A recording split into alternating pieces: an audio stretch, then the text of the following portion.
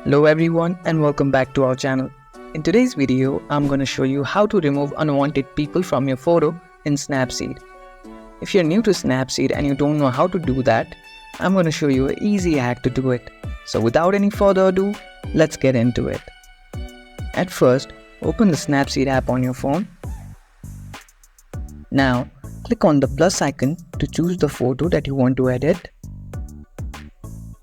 Now to remove the unwanted people from your photo, simply click on Tools and select the healing option here. Now zoom in and brush over the subject that you don't want in your photo.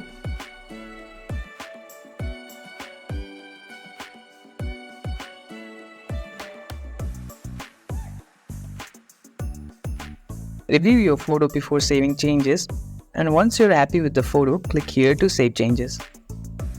And just like that, we can remove unwanted people or subject from our photo in Snapseed. If you found this video helpful, don't forget to give this video a thumbs up and subscribe to our channel for more tutorials like this.